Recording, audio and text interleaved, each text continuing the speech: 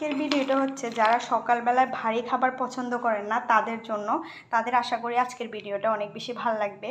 তো আমি যখন বাংলাদেশে ছিলাম তখন হচ্ছে ভারী খাবার খেতাম, মানে সকালবেলা পরোটা, রুটি, ঝোল দিয়ে, মাংস দিয়ে খেতাম, অনেক বেশি ভালো লাগতো।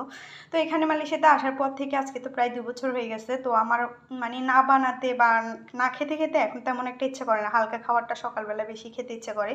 তো এখানে হচ্ছে আমি বাটার দিয়ে কিছু বাদাম মিক্স করে ভেজে নিয়েছি, কিছুক্ষণ জাস্ট অল্প কিছুক্ষণ ভেজে এরপর এটাকে ঠান্ডা করে নিয়ে এই পটের মধ্যে রেখে দিব। এই যে এরকম, এটা হচ্ছে আচারের কোটা, ফান কোম্পানি আচারটা অনেক মজা।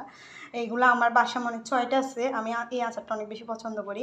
তো এটা আমি সকালবেলা একটু খাই, তারপর হচ্ছে এরকম জুস খাই। এটা হচ্ছে অরেঞ্জের একটা জুস, অনেক মজা, একদম মনে জানি ফ্রেশ, আপনারা যে কোনো জুস খেতে পারেন। তারপর হচ্ছে এই কর্নটাকে হচ্ছে একটু লেবু দিয়ে খাই, এটা অনেক হেলদি। আর হচ্ছে সানফ্লাওয়ারের বীজটা খাই, এই যে এই সানফ্লাওয়ারের বীজটা অনেক বেশি মজা। এটা